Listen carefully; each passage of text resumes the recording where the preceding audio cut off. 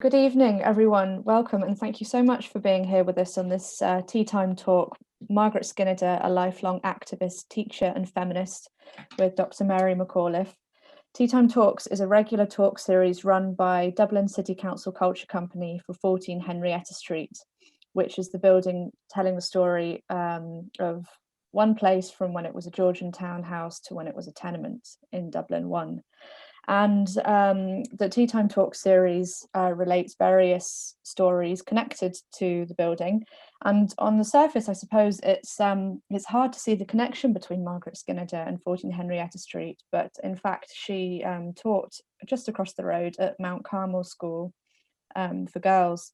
And we know from our oral histories that she would have taught many of the girls who lived in 14 Henrietta Street. So really delighted to have this talk on her here today. And in a minute, I will hand over to our speaker. But before I do, I just wanted to let you know that there will be an opportunity to ask questions at the end. And if you do have a question, you can use the Q&A box to type it in. That's down at the bottom of your screen. And we'll try to get to as many as we can at the end of the talk, finishing up at about 8 o'clock. And this talk is being recorded, so if you need to leave early or you have a friend who couldn't make it, to be able to watch back at a later date. So our speaker this evening is Dr Mary McAuliffe, who is an assistant professor in gender studies at UCD and holds a PhD from the School of History and Humanities, Trinity College, Dublin. Her latest publication is a biography of Margaret Skinnider, which is published by UCD Press, the Irish Life and Times series last year. She's working on a major research project on gendered and sexual violence during the Irish Revolutionary period, 1919 to 1923. She's also writing on Kilkenny and the Revolution for the Four Courts Press, the Irish Revolution 1912 to 23 county series, and is co-editor of the Journal of the Irish Labour History Society. And she's also past president of the Women's History Association of Ireland and is on the advisory board of the Irish Association of Professional Historians. So we're absolutely delighted to have her here this evening. And without further ado, I will hand over to Mary. Thank you very much. And I'm delighted to be here and to be giving this talk on Margaret Skinnider, particularly associated with the museum at Henrietta Street. And it's absolutely true that several of the girls who probably lived in Henrietta Street went through the school that Margaret taught in, and indeed may have been taught by Margaret herself, because she was there for many, many decades. And in many ways, there has been an upsurge in researching and writing Irish Revolutionary women's history in recent years, with a corresponding public interest and engagement with the lives and activisms and contributions of these women. Whether it be the suffragettes, the militant women of Cumann, or the working class women in the Irish Citizen Army and the Irish Women Workers' Union, more and more their names are becoming familiar with the public. I suppose Margaret was often familiar with the public because she's the woman who applied for a pension and got turned down because she was not a man. However, there is a much longer and deeper history of Margaret's involvement in the Revolutionary Wars and in the post-revolutionary period. And that's what I want to talk about today, and how we find these women in the records. And we've been very well served, of course, with the records that have come out, being digitized particularly in this period. And it's given us a lot of insight into what is happening to these women. And one part of the research I'm doing in using these materials is looking at the violence against women that happened during the Revolutionary War. But I think we also need to write the biographies of these women, because their contribution was, as Dan Breen said, central to the guerrilla warfare that happened during the War of Independence. But it was also central to the Irish Free State. And I think in looking at people like Margaret and women like Margaret, we tend to think of it that they were there in 1916, they were there in 1919 to 1922, possibly through the Civil War, because a lot of Cumann women were anti-treaty, and then we forget about them. You know, the narrative of the setting up of the Free State and the development of the economy and the politics of that state is seen as man's work. And where were these women, these revolutionary women, these radical political women, these socialist women, as Margaret was, these trade unionist women? well, they were still there, but they tend not to be written into the history books. So I want to talk a little bit about how that came about in the case of one Margaret Skinnider. Margaret, of course, was not Irish born. She was born in Glasgow. And during the 2016 commemorations of the 1916 Rising, she's one of the female participants whose story comes very much into the public arena. She was a member of the Glasgow and Dublin branch of Cumann, and she joined Michael Mallon, Countess Markievicz, and the Irish Citizen Army garrison at the Royal College of Surgeons to fight in the Rising. Although born in Scotland, she was of Irish descent. Indeed, her father was from just outside Monaghan town and immigrated to Coatbridge, and then the family subsequently moved to Glasgow. Her mother was first generation Irish. Margaret herself was very much influenced, firstly, not by Irish politics, but by the militant feminist and nationalist politics during her formative years in Coatbridge in Glasgow. Not only were young women in Ireland attracted to these three great movements, as Countess Markievicz called them, the suffrage movement, the nationalist movement, and the labour movement, so too were the young women among the Irish diaspora, especially those in Britain. Coming of age in Glasgow between 1912 and 1914, Margaret Skinnider, at this stage a young teacher, a teacher of mathematics, was, as she admitted herself, known to the Glasgow police because of her suffrage activism, her militant suffrage activism. She was a member of the British Militant Women's Social and Political Union, the WSPU, founded by the Pankhursts, and which has a branch in Glasgow that's particularly militant. They blow up letterboxes, and they tried to blow up the aqueduct that was bringing water into Glasgow. They carried out all sorts of militant campaigns, including ones in which they were arrested and force-fed in prison, in Perth prison. Her Glaswegian working class comrade, Jessie Stephen, later admitted, our militancy in Scotland took many forms, such as smashing of plate glass windows, going into art galleries, and even attempts to burn down castles and stately homes. And Margaret was very much part of this. In July 1914, two suffragettes were imprisoned in Perth prison for their suffrage activities, and they were about to go, of course, went on hunger strike, looking for political status, and then they would have been force-fed. As expected, the Glasgow WSPU then gathered outside Perth prison to protest. On 10th of July 1914, there was a royal visit of George V and Queen Mary to Glasgow, and Skinnider's comrade, the socialist and feminist Helen Crawford, wanted to protest at that. Her place was taken on the picket line at Perth prison by, as she says in her diaries, Margaret Skinnider, an Irish woman.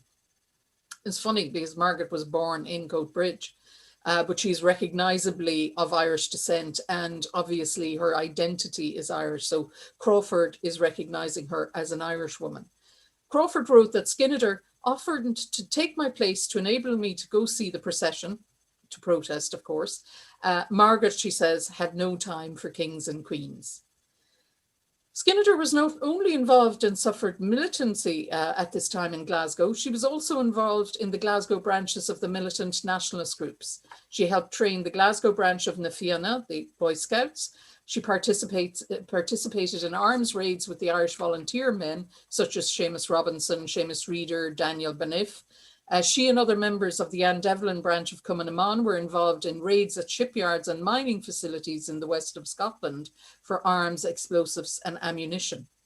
When it was founded in 1915, she was one of the first members of the Glasgow branch of the Ann Devlin, of Cumann in the Ann Devlin branch. And indeed, she was known as a crack shot, as she had joined on the outbreak of war in 1914, one of the local rifle practice clubs set up to train women in case of invasion. Although in doing my bit for Ireland, Skinnider says she was not training to defend Britain against a German invasion, but rather to fight for Ireland. In 1915, she makes a visit to Dublin at the invitation of Countess Markievicz. Crossing on the mail boat from Glasgow, she had bomb-making equipment wrapped around her head, which was destined for Connolly, Markievicz, and the Irish Citizen Army. And she talks about the fact that as she was going across on the mail boat from Glasgow, she was afraid to fall asleep because she might lean against the bench and the bomb-making equipment could go off. So it took great courage and great fortitude to do what she did. Impressing Markievicz with her ability to pass as a Fianna boy and going on route marches with them, she was soon trusted by several of the senior planners of the rising, such as Connolly, McDonagh and McDermott. And she was very glad to meet James Connolly, and she becomes very best friends with his daughter, Nóra Connolly, or she later is Nóra Connolly O'Brien, and indeed they remain best friends all of their lives, living in Dublin after the rising and after 1919. When in Dublin in 1915, however, she uses her mapping skills, and she was a trained maths teacher, as I said, to make a plan of Beggar's Bush barracks for Connolly, should the rebels carry out their plan to bomb the barracks. Her commitment to the cause of Ireland impressed Connolly and Markievicz, and on returning to her teaching post in Glasgow in early 1916, she knew enough of the plans for the rising to know she would be back in Dublin by Easter. She told her mother that the rising was on, and her mother said, well, you know, these risings never come to anything, but Margaret was determined to take her place in the rising. Her participation, I suppose, in the rising is a well-known story. It's the best known part of her life story, both because she was one of the few women who used a gun in the rising, and also because she wrote one of the first eyewitness accounts of the Easter Rising, published in America in 1917. And when the commemoration was on, this was a wonderful sketch that was done of Margaret on her bicycle. She served as a courier in the early days of the rising between the Royal College of Surgeons and the GPO, and indeed she said she was outside the GPO on Easter Monday 1916 when Pearse actually read the proclamation. And this is important because the words in the proclamation that promised equality for women resonate with Margaret throughout her entire life, and she goes back to that moment when she hears those words of equality for women that are written into the proclamation of 1916 again and again. Of course, she was in the Royal College of Surgeons with many of the Irish Citizen Army throughout the week. She was, being a trained markswoman, she also was a sniper, and indeed she's very proud of her militancy during 1916, and Countess Markievicz had actually made a moleskin uniform for her of breeches and puttees, and she put that on. It's interesting that she dresses as a woman when she's doing her courier duties, because she can be a girl easily passing through the streets of Dublin on her bicycle. When she comes back to the College of Surgeons, and then from about late on Tuesday, early Wednesday, when it becomes too dangerous to do courier duties, she dresses in her moleskin uniform and takes her place on the roof of the Royal College of Surgeons. And she said more than one fell under her rifle fire. She also wanted to help them get out of the Royal College of Surgeons, and I'll just read of her plan where she got wounded in Easter week 1916 from my book. She had wanted to bomb the Shelburne and had come to Malin with a proposal to throw a bomb attached to an 8-second fuse through the hotel window, because they were being pinned down from the Shelburne by rifle fire and machine gun fire, but Malin didn't want her to do that. While the bomb to plan the Shelburne was not acted on, she did persuade Malin to let her lead a small group from the college to take sniper positions on University Church and the Russell Hotel near Harcourt Street, which was also pinning the Royal College of Surgeons garrison down. The plan was to set nearby buildings on fire and hope that the resulting smoke would impede any sniper's line of fire. Malin reluctantly agreed. So early on Thursday morning, about 2 a.m., Skinnider, with a small group of Irish Citizen Army men, advanced towards Harcourt Street and the University Church. As they reached Harcourt Street, ICA man William Partridge used the butt of his rifle to break in a door, which unfortunately set his rifle off. The flash gave their position away and they were fired on, with the result that Freddie Ryan was killed, and as Margaret writes, I was wounded, I got 3 wounds. Partridge and the others managed to get the badly wounded Skinnider back to the Royal College of Surgeons. She had 2 gunshots to the right shoulder and 1 wound a 1/4 inch from her spine. The garrison at the college feared she was dying, and the women in charge of first aid under the direction of Madeleine French-Mullen, had to operate to save her life. They probed the wounds without anaesthetic to remove the bullets. Frank Robbins of the Irish Citizen Army described her condition, which he observed when he was brought in to help turn her. He said, "We learned from Miss French-Mullen that our job was to transfer the wounded Miss Skinnider from one bed to another in such a manner as to avoid any further loss of blood or causing her any more pain. Throughout the transfer, Miss Skinnider was deeply unconscious. She lost a great deal of blood and appeared to us to be on the verge of death." That she survived is testimony to the excellent first aid training that the ICA and Cumann women had received from Dr. Kathleen Lynn, who remains a friend of hers throughout their lives. After the surrender comes, Skinnider is not taken away to Richmond Barracks with the rest of the garrison and her good friend and comrade, Countess Markievicz. She's transferred instead to Vincent's Hospital, where she will spend the next few weeks in hospital. And this is the photograph taken in the Royal College of Surgeons after the Rising. And behind that white screen you can see was where the first aid was done on Margaret Skinnider and where her life was saved.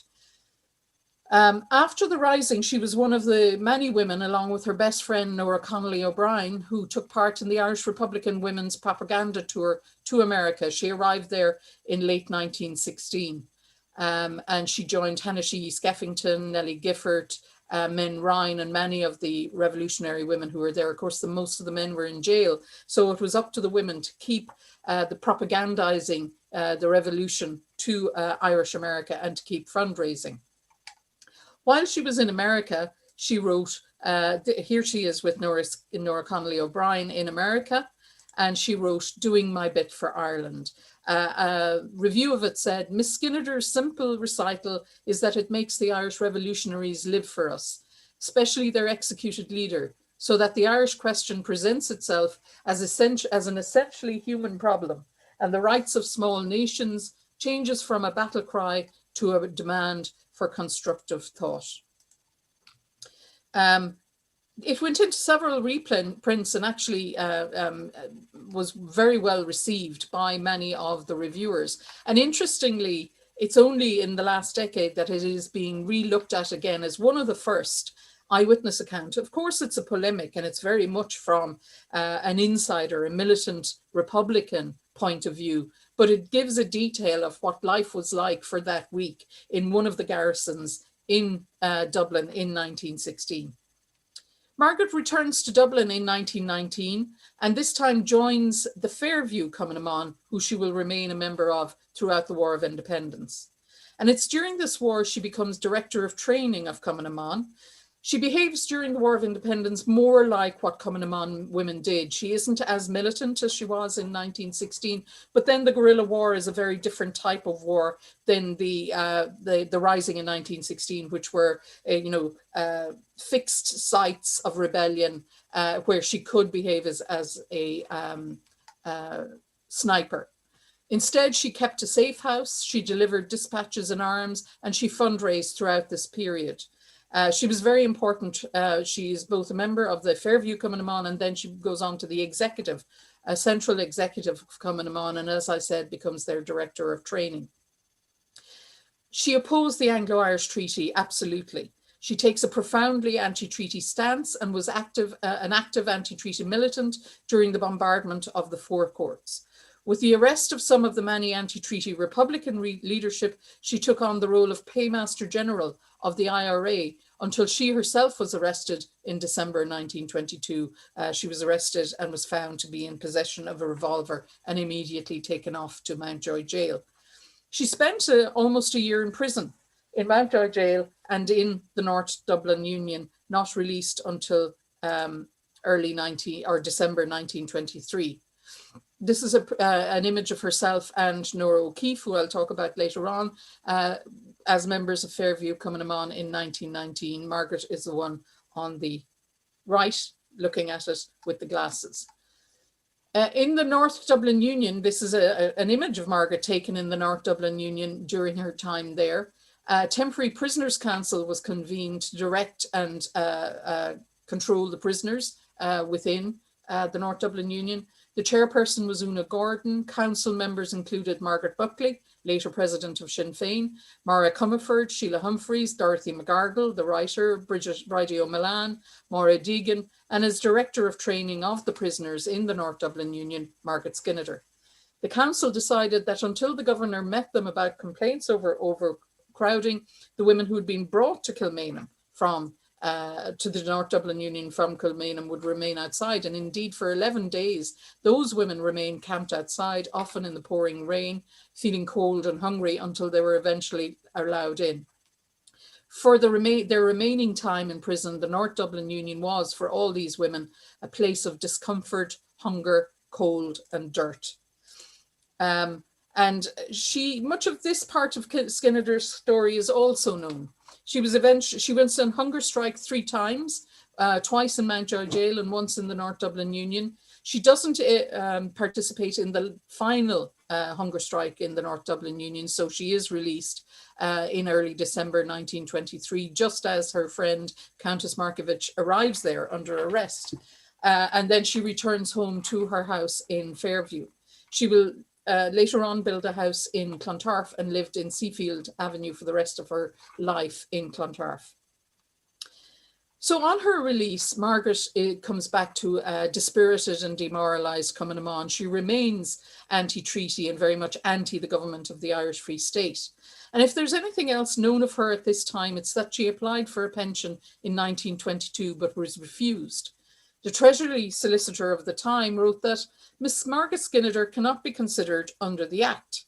The interpretation of the Act meant, he noted, that it was only applicable to soldiers as generally understood in the masculine sense. So because Margaret was a woman, even though she'd been a sniper and used a gun, she could not be considered to be a soldier in the masculine sense. This may have been more than a convenient excuse, as those considering her application also noted that she was a prominent irregular. And W.T. Cosgrave, president of the Irish Free State Executive at the time, was determined that his government would not pay any pension to a person who'd been in arms or otherwise seriously responsible in connection with the late outbreak of the Civil War. And of course, Margaret was very much somebody who had been seriously responsible and in arms during the Civil War.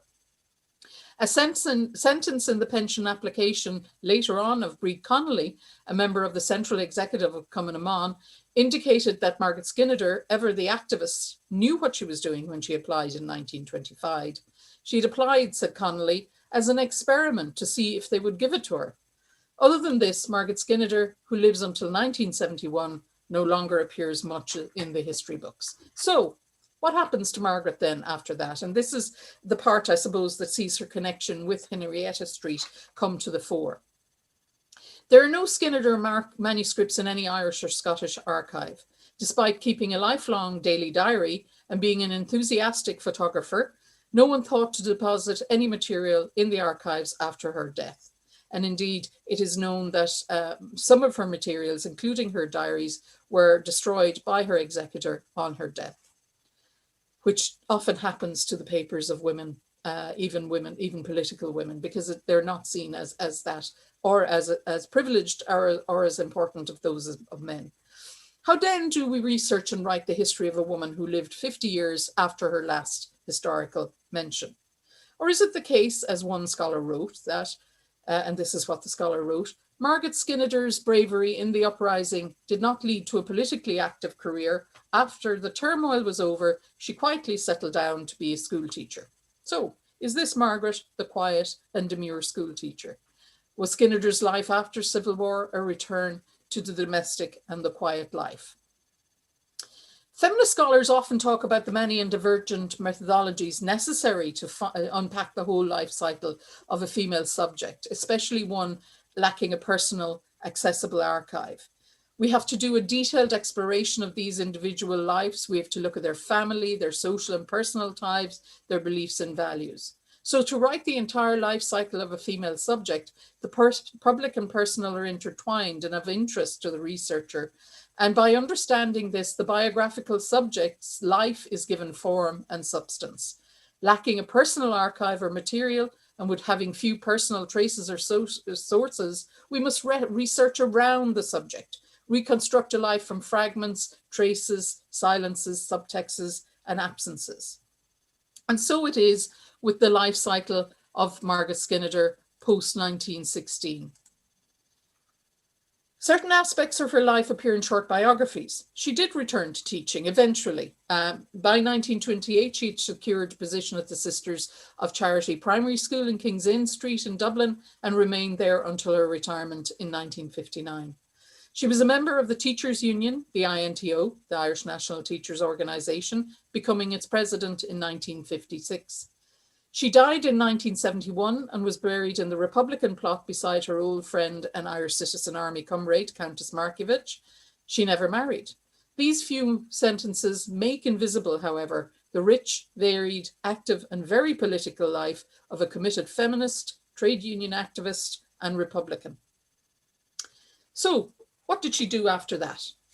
Margaret remained on the executive of Cumann until the 1930s. She actually ran for president of Cumann when Countess Markievicz stepped down and came second. She remains on the executive. She remains a committed 32 county Republican. She more or less rejects the treaty and the Irish Free State that came into being, but comes to accept it eventually. Once she returned to teaching, she joined the INTO. She considered that any woman in the workplace had to be a member of a union, and indeed insisted that all the teachers in her school become members of the INTO. She remained close personally and politically with Nóra O'Keeffe and was part of the short-lived Workers' Party of Ireland, which Connolly O'Brien had co-founded with her brother Roddy in 1926.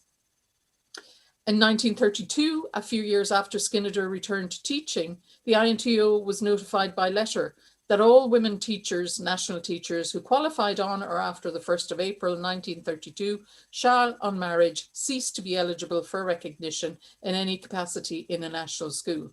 This was the infamous marriage bar. It never affected Skinnider personally, but it was one of her lifelong aims to have this overturned. And so it was in 1958, 2 years after she was president of the INTO, that the marriage bar for married teachers, women teachers, was overturned. She was a committed trade union activist and educationalist. She was on the strike committee of the 7-month-long strike that the teachers undertook in 1946. And if I can find the bit here where she talks about the strike, she was very important on that. This would be one of Skinnider's first major strikes and first major public actions as a member of the INTO. That she was trusted enough to be on the strike committee was a measure of her commitment to and work in the INTO, particularly for her local branch, the Dublin City branch. The strike was to last 7 months. The attitude of the Fianna Fáil government was one of confrontation, with the Minister for Education, Derrig, accusing the teachers of being unreasonable, while the Minister for Finance, Frank Aiken, felt the longer the strike went on, the more money the government could save on unpaid salaries. When the government then tried to blackmail the INTO by pointing out that parents that it was their children who would suffer from an extended strike, the trade union scoffed at this newfound concern for children. As it said, when the INTO drew public attention some years ago to the mental strain and worry the children were exposed to because of the department's insistence on outdating teaching methods, its representations were spurned and scoffed at by parents. Initially, only male teachers were expected to be on the picket line, but soon women teachers, whom it is said showed remarkable enthusiasm for picketing, joined the line too. Support came from many organisations, including the Women's Social and Progressive League, the Irish Housewives Association, and other trade unions, including the Irish Women's Workers' Union. And more importantly, they received support from parents' groups. They also drew support, importantly, from a new political party, Clann na Poblachta, launched on the 6th of July 1946 in Dublin. So it is important to note that Clann na Poblachta and the teachers were very much part of this strike, because it is important in Margaret's future political career. The strike continued on into the summer holidays and after the summer holidays. Interestingly, the All-Ireland was played, the Football All-Ireland was played on the 6th of October in Croke Park, kind of like a late All-Ireland's this year, with government ministers and the Taoiseach sitting in the Hogan stand, the Taoiseach de Valera. They may not have appreciated the demonstration the teachers took part on during the halftime parade. One of their more public actions was to make their way with banners and placards onto the pitch at halftime. However, the people in attendance cheered them on. This was to be their last major demonstration, however, and eventually the strike ended inconclusively. This end led to many teachers to distrust the mainstream political parties, and many, like Margaret Skinnider, were attracted to the new formed political party, Clann na Poblachta, formed, of course, by her friend and comrade's son, Maud Gonne's son, Sean McBride. And it offered for Skinnider and for those who were disheartened, I suppose, by mainstream politics, particularly Fianna Fáil, and certainly wouldn't have joined Fine Gael because of their anti-treaty stance. Clann na Poblachta offered a revivalist form of republicanism allied to social reform. And Margaret had been a lifelong Christian socialist in many ways. She'd been part of the Christian socialist grouping in Glasgow in her early years. And this really, Clann na Poblachta offered her something that she could get her teeth into politically. And indeed, she was joined in Clann, as it was called, by many of her female revolutionary comrades, such as Sheila Humphreys, Kathleen Clark, Kathleen Brua, and Kathleen Barry Maloney, the sister of Kevin Barry. Margaret was soon electioneering for the Clann, and indeed any organisation she joined, she becomes an active member, and was elected to its central executive and ran in 1950 as an unsuccessful candidate for a seat on Dublin Corporation. Actually, she feels the reason she lost that election for Dublin Corporation was not that she didn't get enough votes, but because she ran under her Irish name, which was kind of an invented name for Margaret Skinnider, and nobody knew what it was, so they didn't know it was her on the ballot. In 1949, as a representative on the committee, a representative committee of teacher salaries was set up under the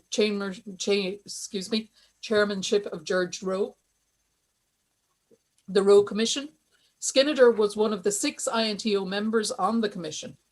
The report, which was delivered in May 1949, recommended a common pay scale for men and women teachers with marriage allowance for married men and additional bonuses for those with honours degree. And this was very much part of what Margaret Skinnider was interested in dealing in being a teacher. She felt that the more qualifications teachers got, the more professional the profession would be, and the more impactful and effective teachers would be had they more study behind them.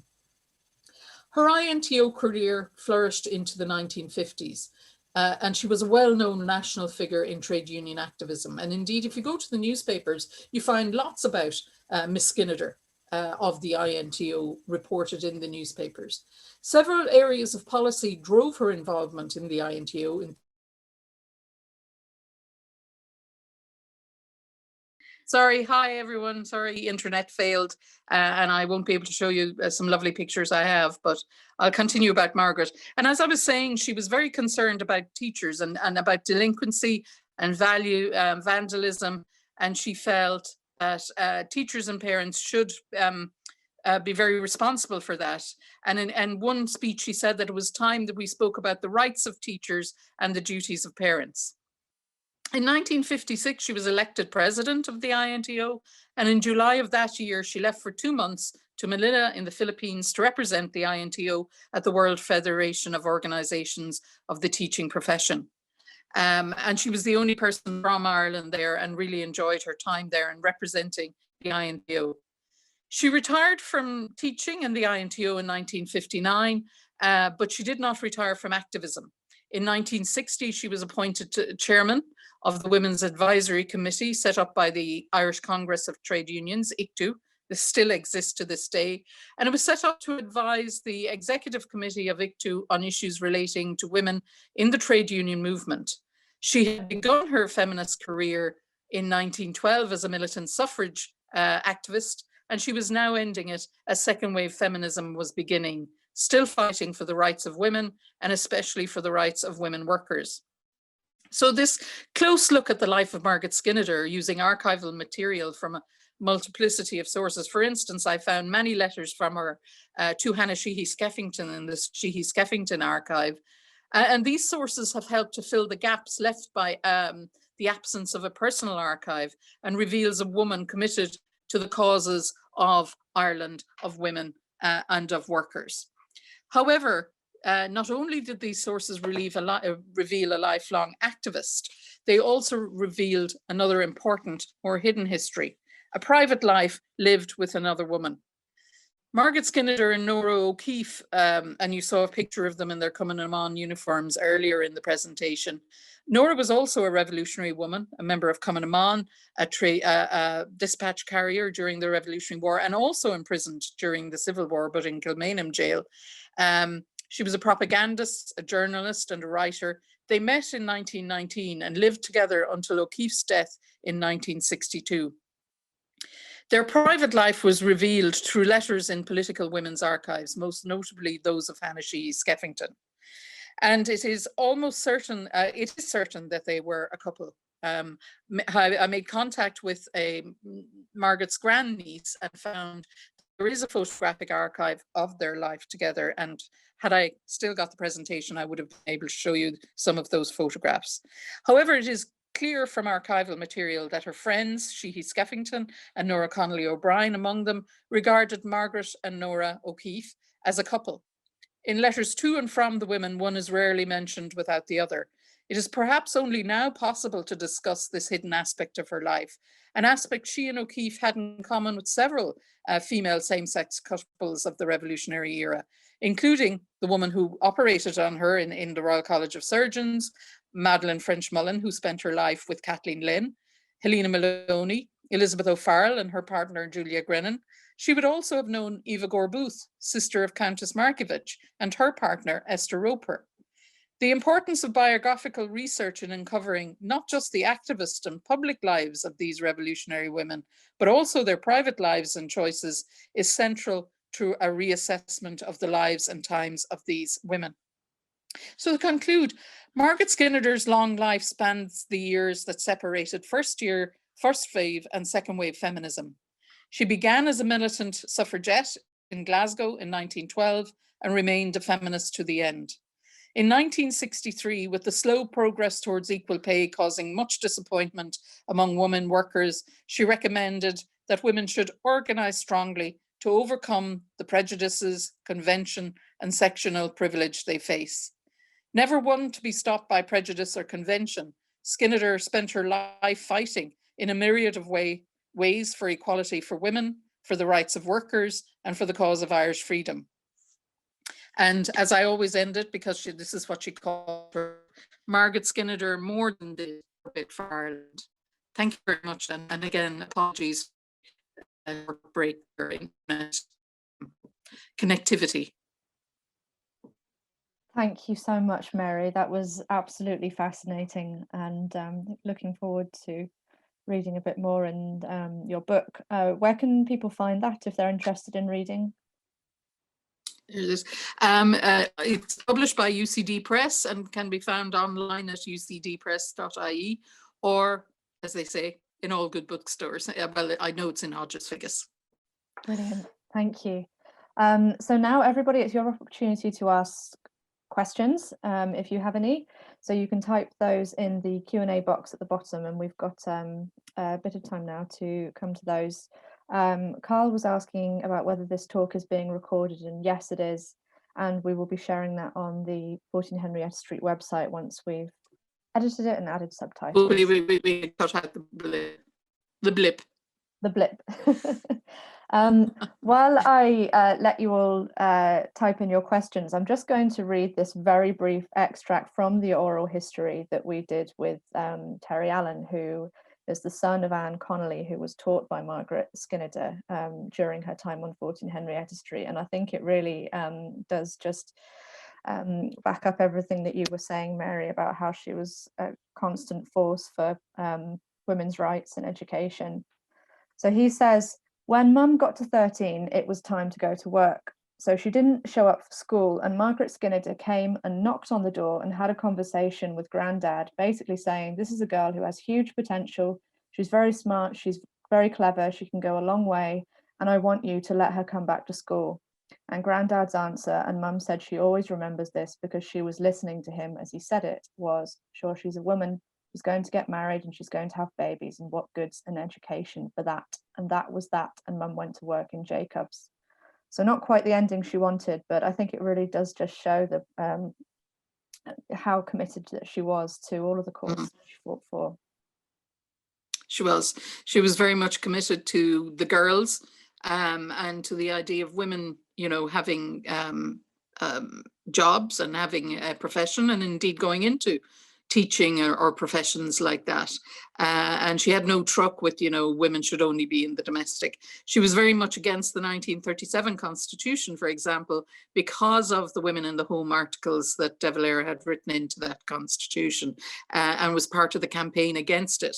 Obviously, that failed, but there are letters to Hannah Skeffington about organising against the 37 Constitution because of that from Margaret. Thank you. We have a question here from John Dorman. How well was Margaret's book received both here and abroad at the time of its publication? And could you comment on the significance of its contribution to our understanding of that period? By the way, I really enjoyed your excellent biography on Mary. Margaret, I'm Mary. Yes. Yes, Doing My Bit for Ireland gets a lot of reviews in the Irish American press and indeed the broader American press. I think it has a review in the New York Times, and it's all very favorably reviewed. One or two writers said she was a bit clunky in her writing style, but of course she never claimed to be a writer. She was a maths teacher.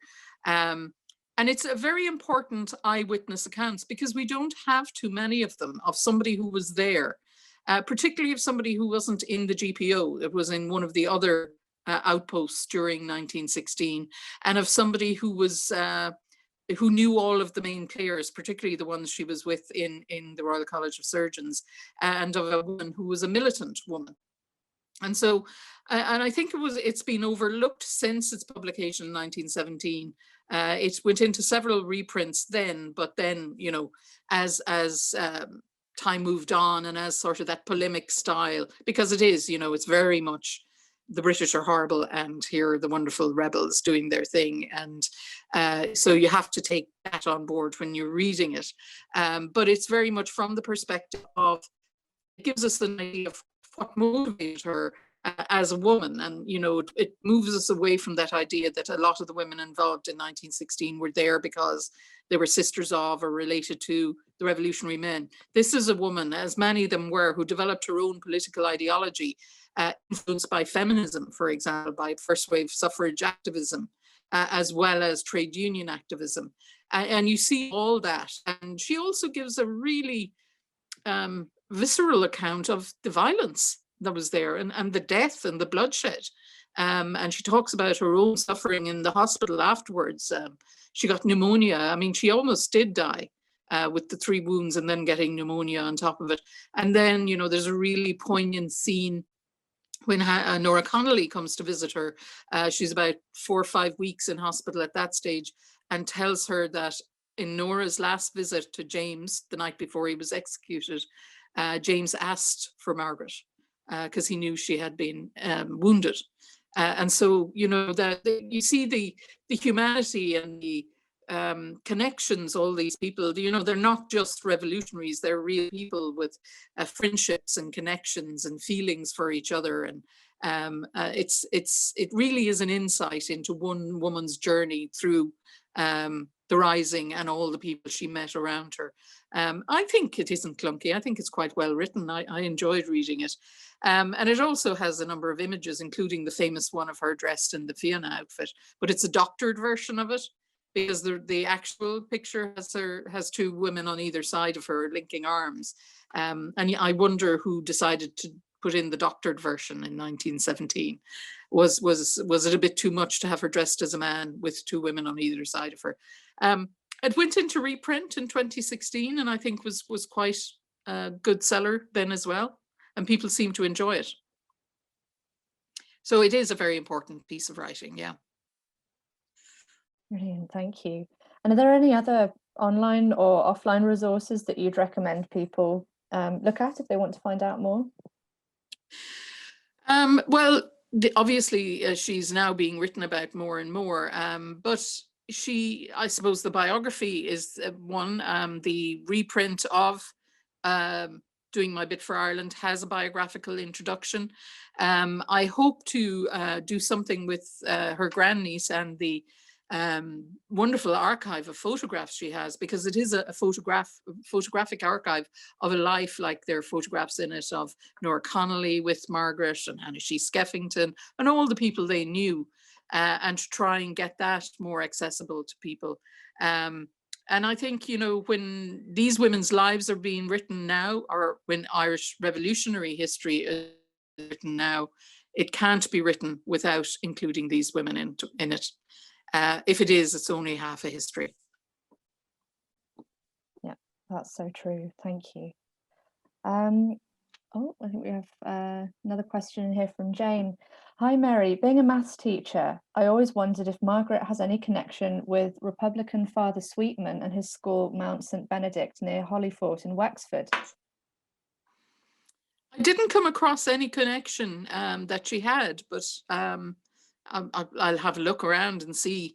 I don't think so. I didn't come across any of that connections. She was mostly concerned in many ways with her teaching practice with being part of the INTO, but also making sure that all students be included in school activities, and that, you know, girls like that girl in Henrietta Street be allowed to continue on. I think she had to teach more than maths in Henrietta Street, because I heard one oral history from a girl who was taught by her that while the sisters weren't too happy for her to tell stories of 1916, she was pulled down the blind on the classroom door and on a Friday afternoon and tell them daring do stories of her time in the Rising and the War of Independence, which wouldn't have gone down too well in the 40s and 50s, you know, when that sort of histories were being seen as something maybe we shouldn't talk about too much. But no, I'll check out that connection and see if there is one. It's amazing. What an amazing story about pulling down the blinds for the secret history lessons. Do we have any other accounts from girls who would have been taught by her? I imagine she was an amazing teacher. Yes, I've met maybe 4 or 5 different, well, the daughters or sons of girls who were taught by her, and only one said her mother didn't like her.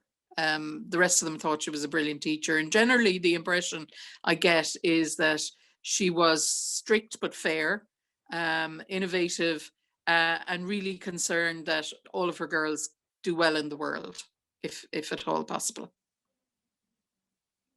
Thank you. And actually, one thing to say, she is being remembered a lot now. There is a Margaret Skinnider Appreciation Society based in Monaghan. And only last week they unveiled, and I had a photograph of it, which I could have showed you, but if you want to Google it, they unveiled a beautiful monument to her on the site of her paternal grandmother's old cabin, old house. It's about 7 miles outside. It's tied to Devitt outside Monaghan, and they used the house no longer exists, but they used the stone from the house, beautiful yellow limestone, to construct the monument, and it has a lovely photograph of Margaret, and it has a description of her activism. So that was unveiled last week. It's quite an impressive structure, I must say. Brilliant. That's great to hear that it's getting that recognition. I think we're talking about a lot of things more at the moment, which kind of links into Carl's question here that's just come in, linking back to what you were saying about the secret lessons about 1916. Why would the events of 1916 have been considered something to brush under the carpet in the 40s and 50s? Well, yeah, because of the violence in the north and into the 70s, particularly once the Troubles broke out, it was seen as, glorifying violence and using violence to overthrow a state. So it was that problematic, you know, revisionist history, looking back, and the fact that a lot of our patriotic dead were seen as glorying in the blood sacrifice of violent revolution, and that would influence the new generation to violent revolution. I think we have kind of come through that process now, and we take a more complicated, nuanced view of revolution. We don't see it as something we can talk about, but also we understand that, you know, war with all its complications and traumas and bloodshed and death was something that these people felt was the only thing that could break the link with England at that time. And we understand the contexts in which this happens. And perhaps looking at, you know, the politicians had a bit of a hissy fit there in the last couple of weeks about relating the Troubles back to the Revolutionary Wars. And I think they're taking a very blinkered and one-sided viewpoint of this, that we have to see this, all of our histories over the last 100 years in all their complexities, and understand the context in which all sorts of things happen. And I think because of the access to archives we have now, and including the women's stories in this, we are getting that more nuanced, complicated narrative that isn't about glorification and fetishizing you know, blood sacrifice and war and patriot dead, but understanding why the men and women of 1916 rose up in rebellion, why the War of Independence broke out, why there was a civil war, why there were later on in the century the Troubles, not coming down on either side, but understanding and doing analysis of the stories and the histories and the complications and the legacies. Definitely, yeah. I hope that answers your questions. Thank you. I don't think we have any more at the minute, so I think we will wrap up there. So thank you so much again, Mary, for that brilliant talk. Really, really interesting, and looking forward to watching back